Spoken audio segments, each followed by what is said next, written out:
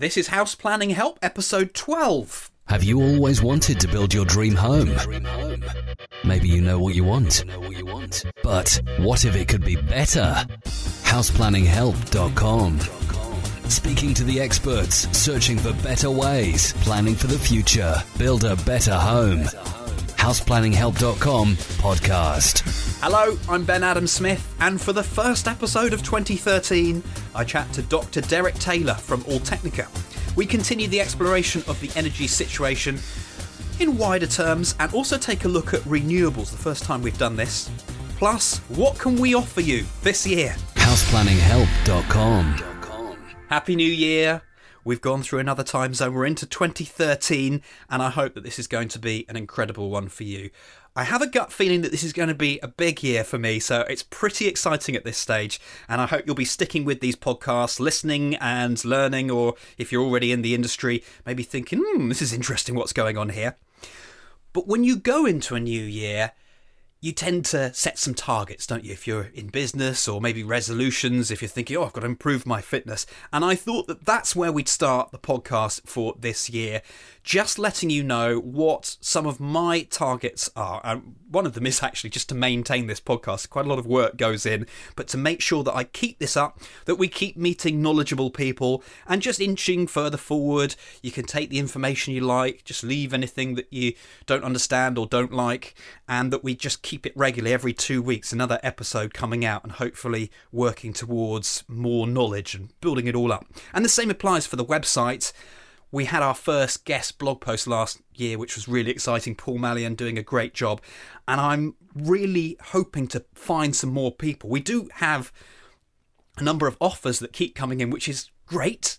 But I would rather hand pick them than have a PR agency that I think, hold on, are you just trying to use what we're doing? So I'm going to be very selective about that. It might be a slow process, but hopefully more expert minds will be writing for us and we can feature it on the blog. And the big thing for me this year is video. I do run a production company, but I'm aware that I've done the podcast and we've set up the website, we've got that going, but the YouTube channel that we have, I haven't really focused on it yet, and I really want to make sure I do that. Part of it has been because we haven't quite gate crashed a site anywhere.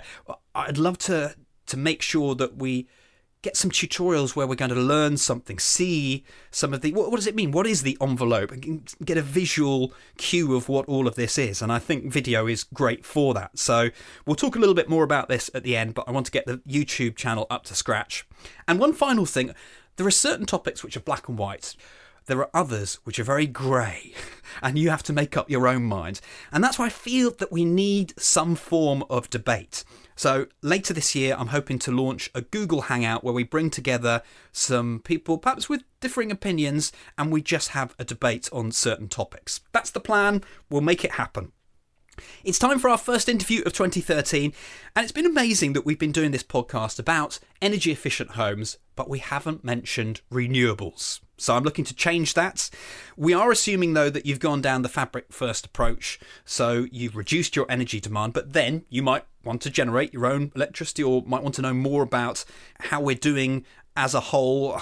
Can we just switch over to renewables? Is that possible? So these last two episodes have been very much about just a broader issue before we focus back on our own house building and house renovating. HousePlanningHelp.com. The interview. Dr. Derek Taylor is my guest today. Hello. Hello. And I'm hoping that we can discuss a couple of different aspects today. We've had a theme of just trying to look into the energy situation of the world, but also you're a man who knows your renewables. So maybe we could start with a quick overview of your career and some of the experience you've gained through the years. Okay, well, I'm an architect and I originally trained at the Architectural Association, but I got interested in renewable energy and low energy building design 1972, so 40 odd years ago. And from then I started to pursue more of a renewables orientated career, and I did a master's in designing wind turbines and renewables. Then I came to the OU, took that further and designed a few innovative wind turbines. But I've kept my architectural roots together, and I'm bringing together renewable energy and architecture to try and make that much more effective. Where are we at the moment in terms of energy, and day by day, perhaps the average person has no idea what the concern might be. But with the amount of energy that's left on the planet and how we're generating it, how would you describe that situation and your forecast over the next 20 or 30 years? Well, you have to distinguish between different types of energy, because obviously buildings currently, most of their energy is in the form of heat, whether it's space heating and then hot water. And then you have electricity, and then obviously on top of that you have fuels for transport.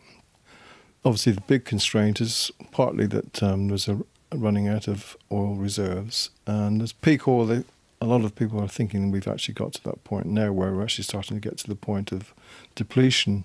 There's still a lot of coal in the ground and a fair amount of gas, but the point is that those fuels, if we continue to use them, are going to emit CO2 emissions, and that's obviously a big concern for climate change.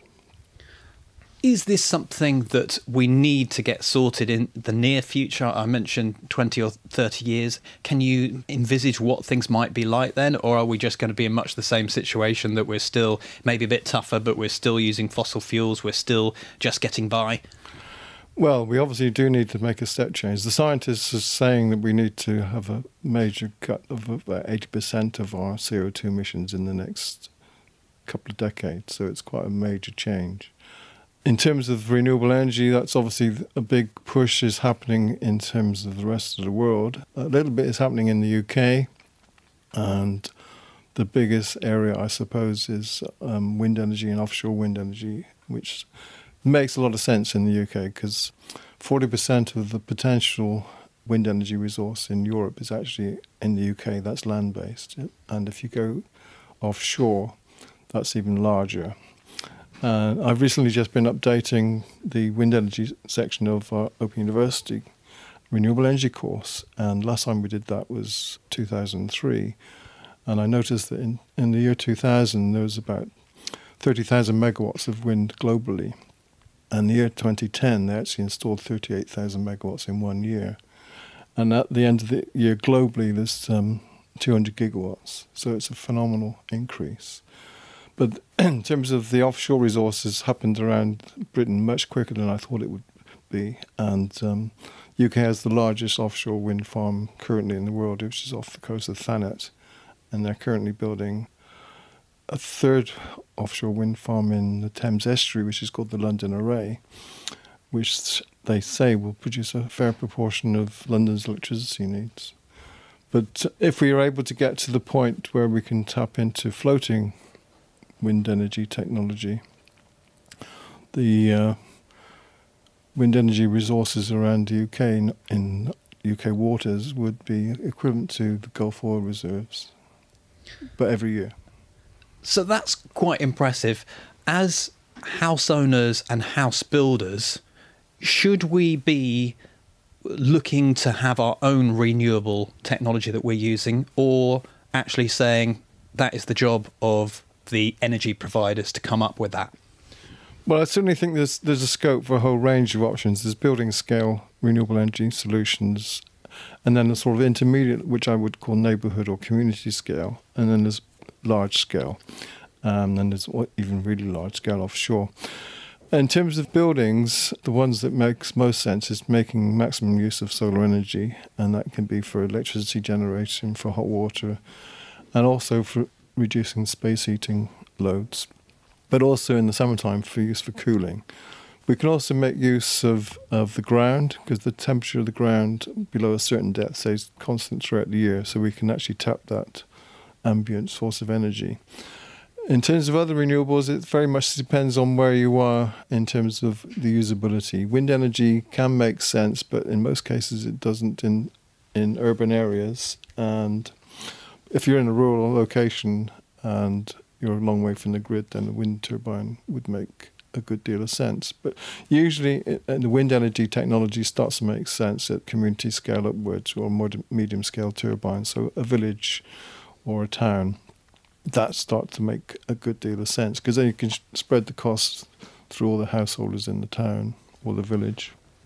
Is it the case that there are some technologies that are more effective than others, or are we just harnessing them all because we need a bit from each?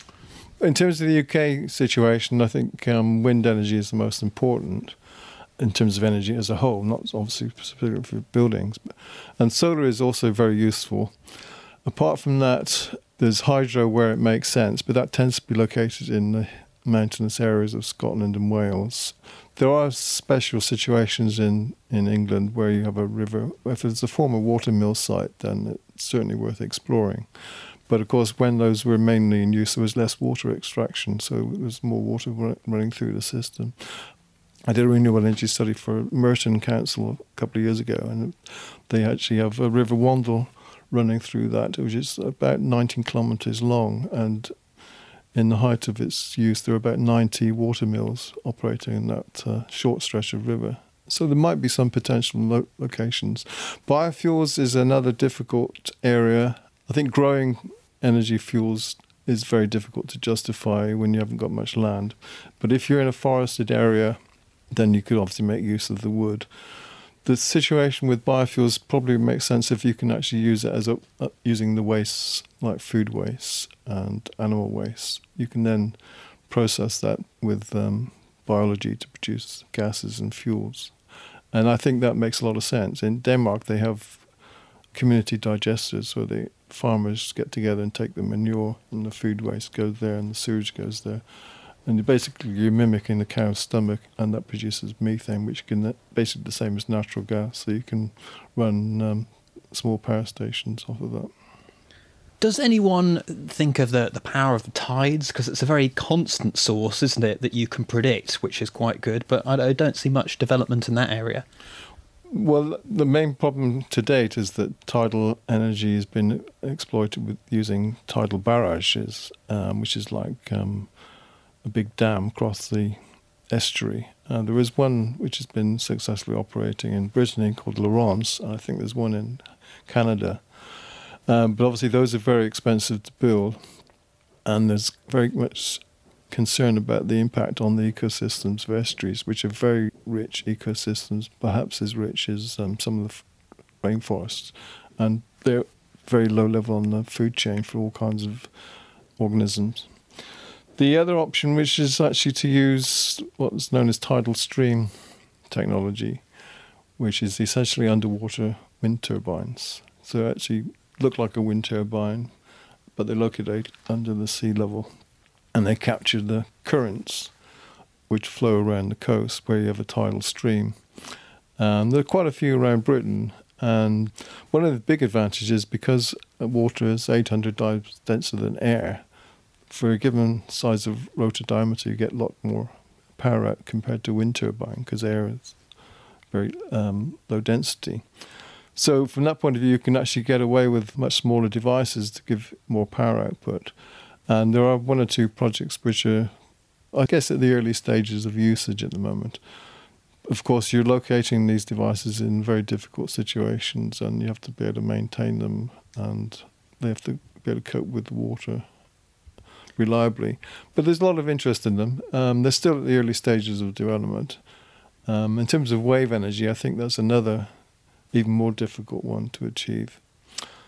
The energy resources from the waves around Britain is substantial, but you have to build devices which can survive 24/7 in the most stormy seas around Britain. And people are trying, but we'll have to see. Part of the problem tends to be very few of the wave energy type projects actually go through the iterative stages you need to go through developing a technology. So lots of funding goes into build one device, and that fails, then there's no money to carry on. You have to learn from those failures to progress the technology. So we'll have to see. I mean, there's obviously interest in Scotland and Cornwall for wave energy technology. It's just whether that interest is sustained with serious long-term funding, really.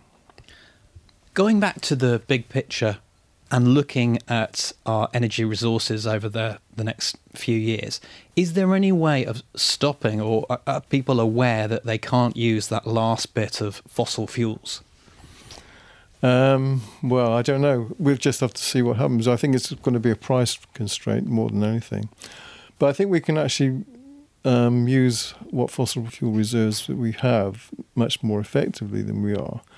And certainly in other countries, such as Denmark, where they've actually been much further on with many aspects of this, whether it's design, performance of the houses, and also use of wind energy. But the other big approach is using combined heat and power for district heating. And by doing that, you can actually make use of the energy much more effectively.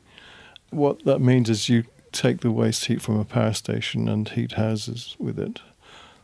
I calculated that if you add up all the energy being lost from the cooling towers around Britain, that it amounts to more energy than is used to heat all the houses in Britain. But it's just allowed to go into the atmosphere or into the sea if they're coastal locations. Whereas in Denmark, they've actually done it so that 65% of houses in Denmark are actually heated from waste heat from power stations or large-scale boilers for district heating. And basically you have to have heat mains in the road or in the gardens, and each house is then connected to this heat main and takes heat out of it. Is that something that can be done quite practically, or are we talking a massive challenge here? It's certainly practical to do. It's mainly the will to do it. Part of the difficulty is that we have a privatised electricity network, and most of the privatised companies obviously want to carry on doing what they're doing. I think there is scope if local authorities can actually develop their own municipal schemes. And there's one example in Woking which they managed to actually do that. They had an energy manager who was able to set up such a scheme. And Battersea Power Station was actually a combined heat and power station when it was operating. There was a pipe which goes under the Thames, which heats 4,000 houses in Pimlico. They've subsequently reinstalled a small combined heat and power station actually at Pimlico now, which delivers the same thing. And that part of that scale of development enables you to build in very large heat stores, so you can actually store heat when you're generating electricity, which may not be the time when people need the heat, but you can then generate it at the most valuable time. But also enables you then to think about storing heat from other sources, from solar, or if you have too much wind energy, you can use that to charge up the heat stores. It gives you more of a robust system and enables you to expand more larger scale renewable energy. With that sort of scheme in place, you can then think about having solar collectors operating in the summertime, which are then stored from summer to winter, so you can actually heat houses in the winter time, even using solar. A quick word on nuclear power, because it is something that does generate well, but why do we want to avoid this? Well, there's all kinds of reasons. It's very expensive. There is still uncertainty about what fuels are going to be available for nuclear as well. There's still discussions about what's going to be the most useful type of fuel. Up until we've been using uranium, but there are new types of fuels which have been looked at. Of course, it's the question of who's going to pay for it, and if it's going to be privatised. So far, there's not been a lot of interest to do that in the UK. France has been very successful, and as I understand it, to date, there's about 80% of the electricity comes from nuclear, but I think the new president is talking about closing some of them down. I don't know what's happening about that. And then the issue is what do you do about the nuclear waste? There's a whole, how many years in the future would we have to offset funding to look after the waste? Because at the moment there's no reliable way of disposing of it. What does that mean? You just put it in the ground and you can leave it? Is that not the case? Or are we saying that we really don't know what that means? Or do you have to look after it and nurture it? Well, I mean, obviously you can put it in the ground, but in the future, will people know what's actually below the ground at that point, if you're talking about 100 or some 100 years in the future, for instance? Okay. I know that you have been involved in one project, or perhaps the most energy efficient house in the UK. So I wonder whether you could tell us a little bit about that project. Okay, this is a house in Herefordshire, which is done in collaboration with a energy consultant who wanted to put his money where his mouth is and try and develop a house which didn't need any heating. So we've developed basically a new approach, which is what we call super passive solar. Historically, there are two strands of developing low-energy buildings. One is known as the super-insulated approach, which tends to be a lightweight construction with lots of insulation. And the other approach is known as passive solar, which was reliant on lots of solar orientation, lots of glazing, high thermal mass, and you trapped the solar gains in the thermal mass, so it acts like a storage heater. And historically, they haven't worked particularly well in the UK because we tend to have quite high cloud cover. So traditional passive solar tends to be useful only in the spring and autumn time, so you don't get a lot of benefit in the winter time, whereas super insulation gives you a bit of benefit. So our approach is basically to combine the two. So you basically have a high level thermal mass, but it's inside an insulated envelope, which is super insulated. In order to make that work, you also need to face the building south, and also to use very high performance windows, which can allow a high level of solar gains through the glass, but also not let it out, which requires probably triple glazing, and some of the passive house standard windows are probably suitable for that, but you have to make sure that the right type of glass is used when you're south facing, because you obviously don't want to stop the solar gains coming through. So you need glass which is very transparent to solar gains. On the north facing windows, then you can get away with not having that characteristic. So you can actually have different types of coatings on the glass which are essentially transparent to light coming in from the sun, which comes in at shortwave. But when it comes into the building, objects heat up and then they emit long wave, and this special coating then reflects those gains back into the window. That's known as a low E coating. So basically you need solar gains coming in and enough thermal mass to store it, and using spare thermal gains from people and objects in the building. But you also need to have heat recovery from ventilation, because one of the other heat losses after the insulation is heat loss through the ventilation system. So you have to have a way of actually extracting the heat from the outgoing air and putting it onto the incoming air. And by working all those things together, you get to a point where you don't need any heating system. And you can pay for that by not having to pay for the heating system, by paying for the extra insulation. So how different is this to passive house?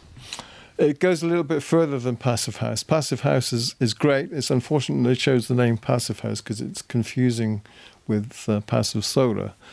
I mean, it's basically ultra super insulation approach. The passive house design system doesn't really take account of the thermal gains from thermal mass. So you can't get that extra point further of actually optimizing the design to get to zero space heating. Although a lot of passive house buildings are getting pretty close to that.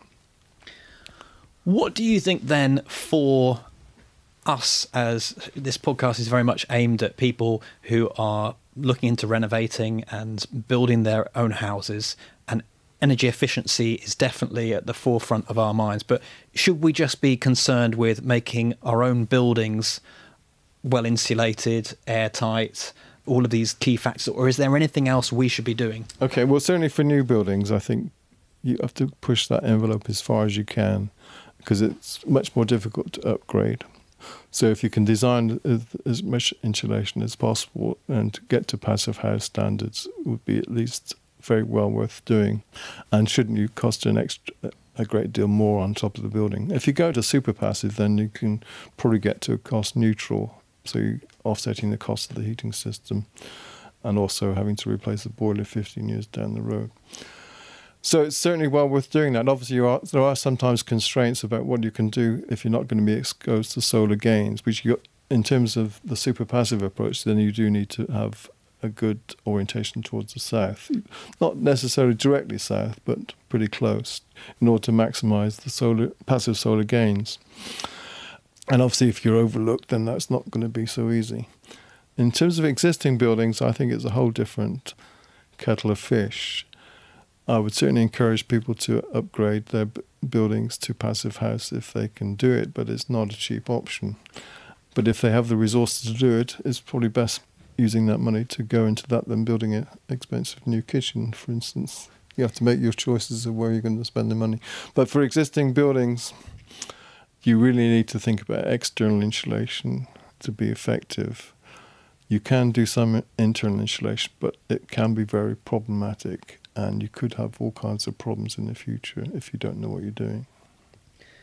You are changing how the building is meant to work, aren't you, when you do this?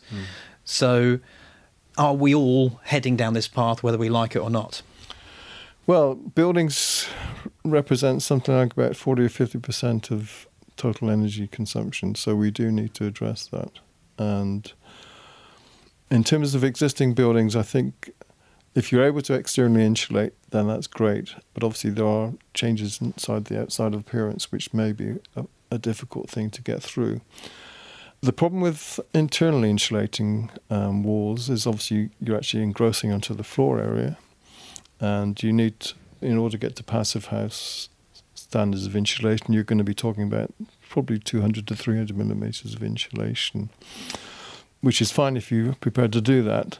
The difficulty with solid walls, for instance, though, is that prior to that wall being internally insulated, it's been kept warm by the space heating of the house. But once you put insulation between it and the heating, then it's obviously a cold object and it's a cold surface. So unless you actually do that internal insulation correctly, you're going to have as any vapor gets into that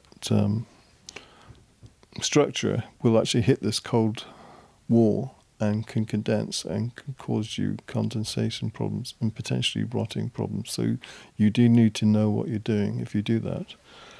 The other big difficulty, though, I think if people are prepared to do that and they have the funding to do that, then I would certainly encourage it, but to do it properly and get the right help. But given that there's about of the order of over 20 million houses which are needing to be upgraded, and we have maybe 1 or 2 decades to do this, I've been looking at a different approach to how we might actually reduce the CO2 emissions from buildings, and that reflects back to what I was talking about earlier, which was combined heat and power and district heating. So if we were to actually invest in that, certainly in our villages and towns and cities, that would then enable the existing buildings to start to use heating, which was actually low carbon. So that would then buy some time to upgrade the performance of the buildings, because it's no point just putting in a little bit of cavity wall insulation if we're going to require 300 millimeters of insulation to get to the 80% reduction in CO2 emissions that we're talking about. And we're only going to get one hit to do this, so we might as well do it properly. And if we can set up a scheme where everyone is connected to a heat network, well, those who can be, that means they're actually then using low CO2 energy, and then there's then a potential revenue stream for the sale of that heat to people, which can then be used to fund insulation of the buildings down the road. Because the big difficulty is how you're going to fund the investment if you don't do that. One last question then that's along this theme, and it's something that I've been thinking about a little bit, the piecemeal technique, where you can't necessarily afford, you'd love to build a passive house, but you don't have the money to, so you come up with an energy target over a certain amount of years and do this and that. Is that the best approach, or is it better to do nothing and then just to do this big hit?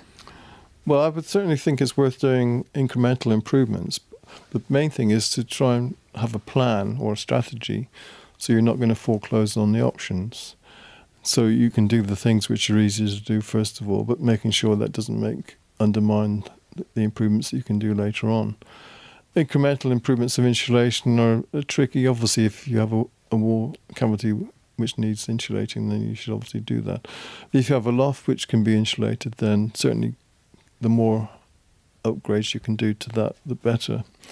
To actually get to the sort of passive house levels of performance, you're talking about 100 millimetres of insulation probably, and I suspect not many people have actually got that in their roof. But because of these things, we've been coming up with a different approach for new buildings, which may also be applicable to extensions and maybe for external retrofits for new buildings, and that's taking more of an engineered manufacturing approach. So we actually have super insulated design which can be installed very quickly and achieve zero heating. Well, thank you very much. We've had some great information today. So, Dr. Taylor, thank you. Okay, you're welcome. Another industry expert on houseplanninghelp.com. A nice overview of renewables today, plus some more on the energy situation. Combined heat and power, could that be the answer? We love your comments in the show notes. Maybe we can read these out on a future episode. houseplanninghelp.com/12 will take you to everything to do with today's episode. Earlier on, I was mentioning about video and how this is going to be a big focus for what I do in 2013, but I'm after a favour. I provide this free podcast and I love doing it. I want to keep on doing it, but really I need to make my company, Regen Media, grow.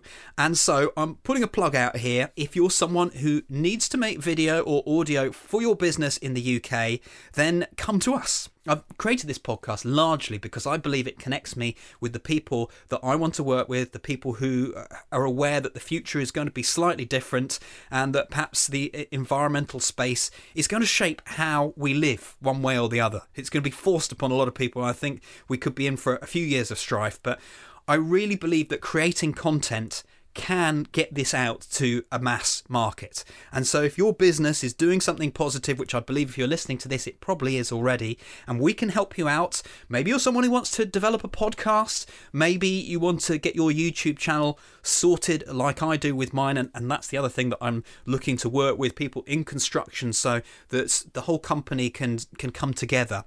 Then I'm asking that you can check us out in the show notes, Regen Media, and then maybe we can help you. Again, the show notes, houseplanninghelp.com/12 will have a link to me.